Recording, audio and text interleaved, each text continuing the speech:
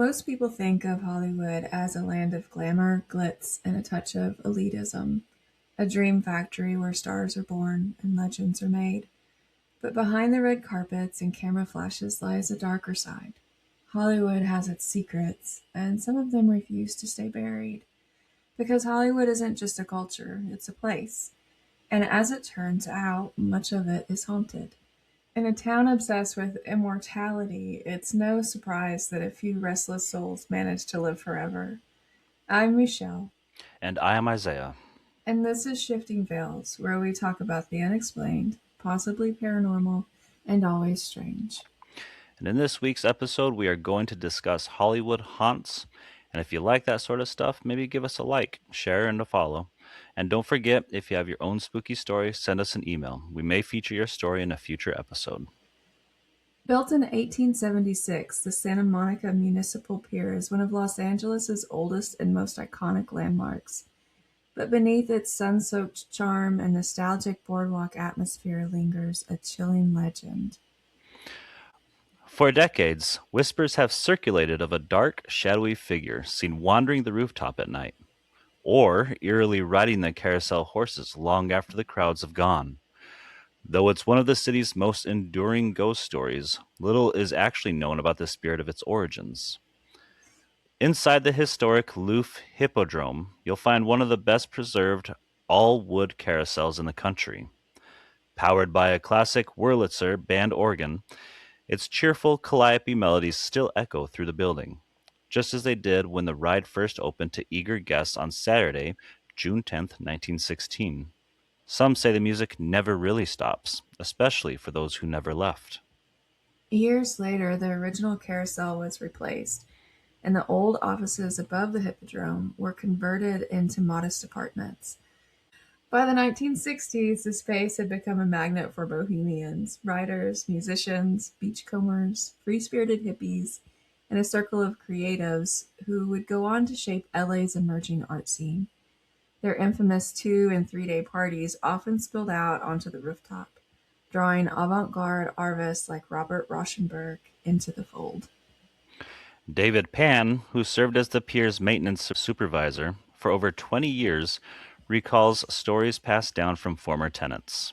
Fleeting but unsettling accounts of ghostly sounds echoing through the halls after the crowds had dispersed, footsteps where no one stood, laughter long after midnight, the kind of things people brushed off until they happened again. Late at night, when everything was quiet, Pan recalled, the tenants would hear footsteps echoing down the hallway, but when they got up to check, there was never anyone there. Even stranger were the moments when the haunting strains of the calliope drifted up from the carousel below, its cheerful old-time melody playing to an empty pier. More than once, residents rushed downstairs expecting to find someone there, but each time they found nothing. No movement, no music, just silence. They never discovered the identity of their ghostly visitor, but it wasn't a one-time occurrence. It happened many times, Pan said. Too many to ignore. The apartments were destroyed by fire in 1975, but the space was eventually restored as offices in the early 1980s, around the time the pier was added to the National Register of Historic Places. Since then, the ghostly activity seems to have faded, at least publicly. No one's around late at night anymore. That was the only time the ghost was ever heard, Pan said with a shrug. You think that's like um, clarinet by fire? What is it? Mm. I can't think of the term, but have you seen this? How they always heard music. I think that would be a crazy thing to hear at the middle of the night. It is. The house, well, I lived in many in Louisiana, but one of the houses we lived in the longest happened to be the most haunted. And we would hear, was it music box music? And we would follow it from room to room. We would hear it in one room, we'd go to that room, and then we'd hear it in another room across the house or upstairs. So we'd go to it and then it'd go to another room. It's really eerie, and it is especially eerie at night. In a setting like this that we're talking about, though, I mean, that's a much larger space, a much more open space, shared by other people. But I mean, can you imagine living in a home and then having to hear Calliope music inside your apartment building all of a sudden. Yeah. Yeah, it's wild. I do wonder if it still happens, but nobody's there. There's no audience, I you mean, know. I would prefer the Calliope music over what I heard, like in the house I grew up in. Like, I heard baby cries like bouncing around from room to room instead of Calliope music. I I don't think like I'd rather that. hear music rather than baby crying. The only other thing we heard were people like I would hear my mom calling me, and I'd run to the kitchen and be like, "Yeah." Be like, "What? You called me?" No, I didn't. Yeah, You know, so we would hear stuff like that, and then the music. But I think as far as hearing stuff, that was the only thing we really ever heard. But yeah, baby cries. I don't think I could handle that. yeah, it was messed up. One of the most iconic Hollywood clubs was Ciro's, which opened its doors in 1940 and quickly became the strip's most coveted rendezvous. Today, the legendary hotspot lives on as a comedy store, a world famous temple of stand up. But once the lights dim and the laughter dies down, the past begins to stir. After hours, the spirits of Ciro's are said to reclaim their stage, faded echoes of a more glamorous and perhaps more haunted time.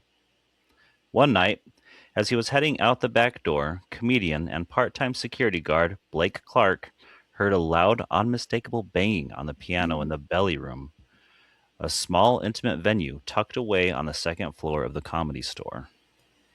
Clark wasn't the first to notice something strange in that space. Some of the waitresses had already reported bizarre happenings, mischievous pranks, or so they thought. One young woman described her routine. She'd open the room, light the candles, and arrange the tables, and step out for just a few minutes. Just 5 minutes later, she'd return to find the candles mysteriously snuffed out, the lights off, the door locked from the inside. But when she came back with the key, the door would already be open and the room perfectly set up again, just as she had left it. Hearing the piano, Clark rushed upstairs, fearing someone might be trapped inside. As soon as he unlocked the door, the noise stopped cold. Clark flipped on the light and stepped inside. The room was empty. He checked every corner, even behind the heavy curtains. Nothing. Satisfied, or at least trying to be, he locked up and turned to leave. That's when it started again. The unmistakable sound of someone banging deliberately, mockingly on the piano keys. He whipped around and reopened the door. The room was just as before, still, silent, and empty. It I makes always me thought think. that was creepy. I was too busy thinking about Naked Gun, where he's like, play our song," and he's like, "Ding dong, the witch is dead." Yeah. But yeah, I that have a would be piano creepy. here. I have an upright piano here, and I swear if I woke up in the middle of the night and someone was banging on those keys, I might have to burn my house down. Let's I just don't burn the think I can piano. handle it. Mhm. Oops, oops. It wouldn't be the last time. Clark would go on to hear the ghostly piano on several more occasions. He never saw anyone in the room, just the same persistent, playful spirit, clearly amused and with no sense of pitch. Another night, while making his final rounds through the large showroom, once Ciro's glittering main room, Clark moved to lock up, but halfway to the door, he froze in his tracks. A chair at one end of the stage began to move. Clark stood frozen as it slid, slowly and deliberately, across the empty floor.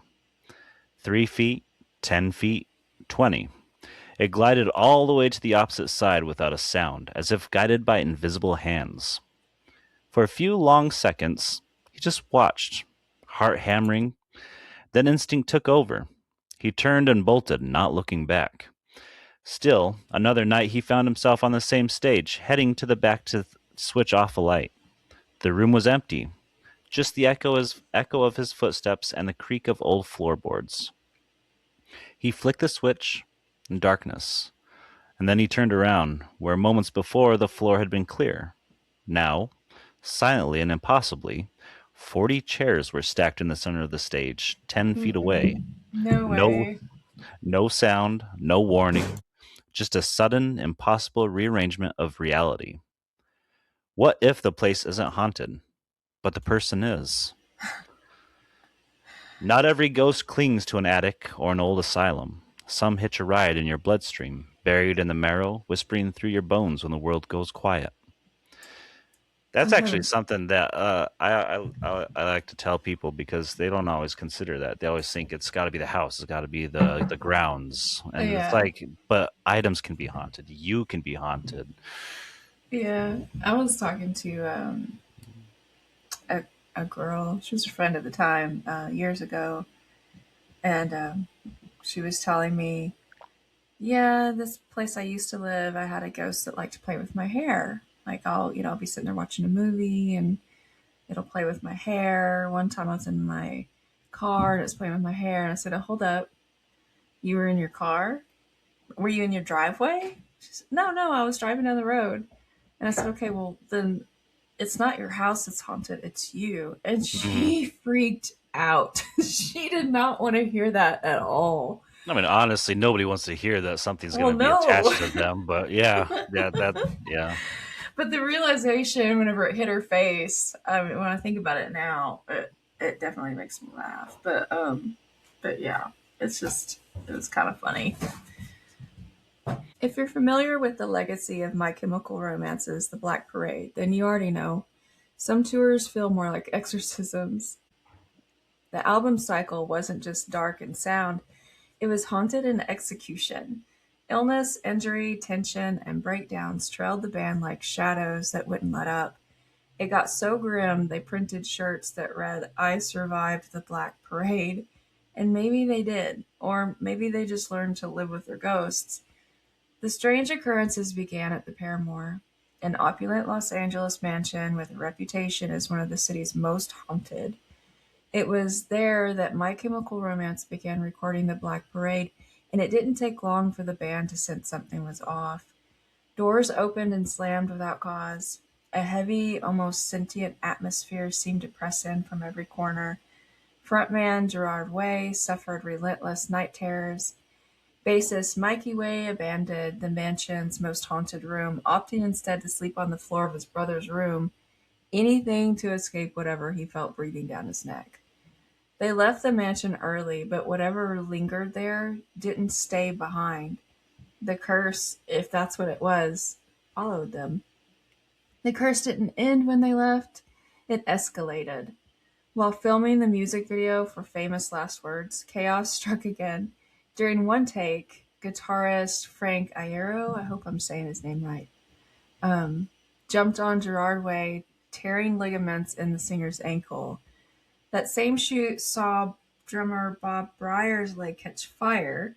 The burns were severe, second and third degree, and later became infected, leading to gangrene. My gosh, that's a lot. But the misfortunes kept piling up. On tour, Breyer injured his wrist, forcing more cancellations. A wave of food poisoning swept through the band and crew, halting 6 shows. Frank Iero had to leave the tour altogether, at one point due to illness. It was as if the band had become lightning rods for misfortune, haunted not by a place, but by something they carried with them, something they'd awakened. It does sound like a curse, not just like something I don't know.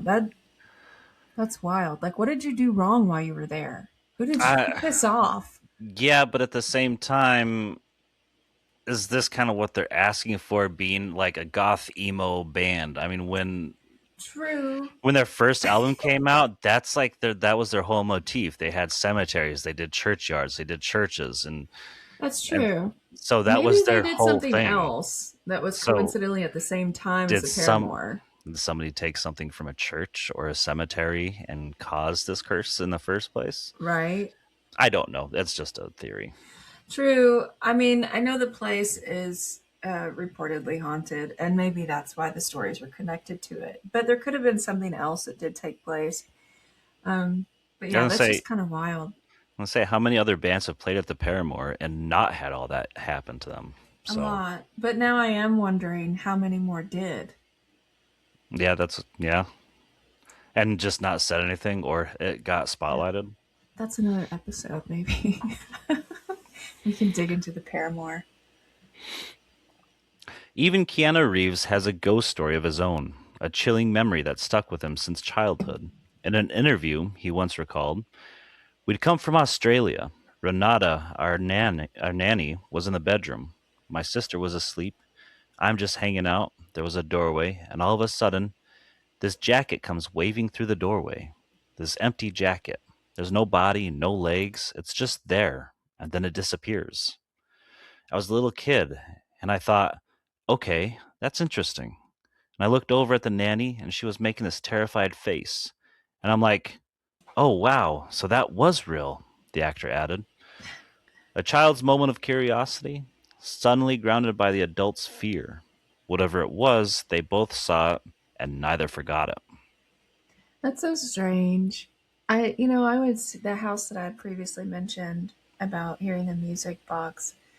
I would see things. My brother and I would see things in there that weren't necessarily frightening, but just made no sense at all. And seeing the jacket just come through a doorway to me is like one of those things. Like, that's not scary. It's just like weird, Hmm. It's out of place and out of time. So I don't know. Stuff is just weird sometimes. I imagine as a kid, seeing a jacket come through the doorway Would be scary. would be a bit scary, though, because you're Yeah. wondering if something's wearing it. Right. And Well, so yeah. that puts shape to it, you know? I mean, the things I would see that were weird in that house, they were scary to me. Because I was a little kid. Hmm. But, looking back and as an adult, and even then, in the back of my mind, I was thinking, that's weird. Hmm. You know, I'm glad it's not like some really scary looking monster or a werewolf or something, but that's still weird. Well, I'm just I'm not like I'm just saying like as opposed to like this jacket just kind of bouncing through the doorway or something, like on a fishing hook or something. Right. That's kind of what like it flashed in my mind instead of like something actually wearing it. So like putting it in context, if something was actually wearing the jacket and came walking through the doorway, that would be Yeah. scary. But if Yeah. something just like somebody like had it on a fishing hook and they're like da da da da da, that's Right. yeah. I mean, it got there somehow, though. So the thought is it's something had it Right. on or was holding it, And one or the other. honestly, if I believed any celebrity, it would be Keanu Reeves. It's right. I mean, I would totally believe Keanu Reeves. He's the goodest guy in Right. Hollywood. Right. What happens when there is a plot change and the script is flipped?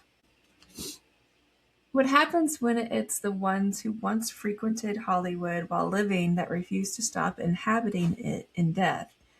They say fame is fleeting, but some stars shine so brightly they leave a burn behind, an afterimage that refuses to fade. Marilyn Monroe doesn't rest easy. She's said to haunt the Brentwood home where she took her final breath on August 4th, 1962. An overdose, they said. But if you ask those who felt the chill in her bedroom or heard the low whine of a ghostly dog near the pool, they'll tell you Marilyn didn't leave. Not really.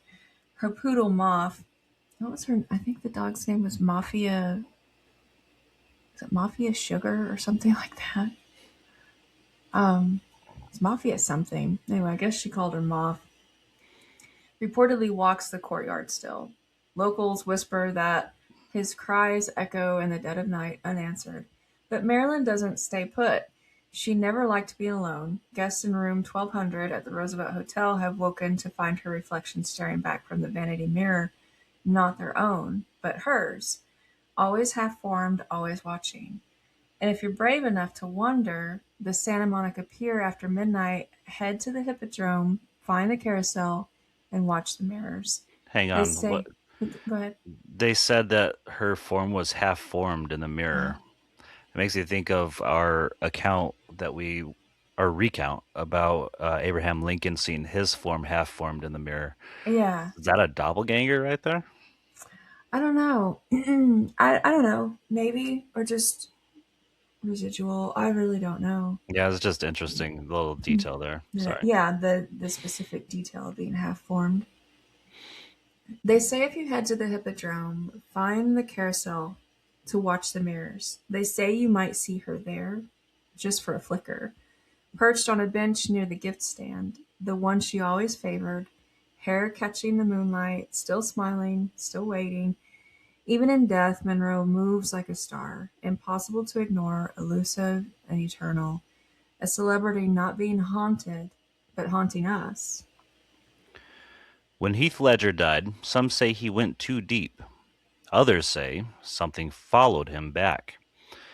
After locking himself in a rented Soho loft to fully embody the Joker, Heath Ledger stopped sleeping.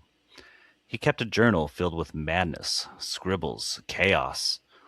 Friends noticed the shift. His voice changed. His stare grew distant. When he died in that apartment in January 2008, many assumed it was exhaustion, stress, the perfect storm of method acting and prescription pills. The next tenant of the Soho loft moved out within weeks. She claimed to feel watched, especially in the bathroom, where Ledger was found. She'd catch her reflection smiling back when she wasn't.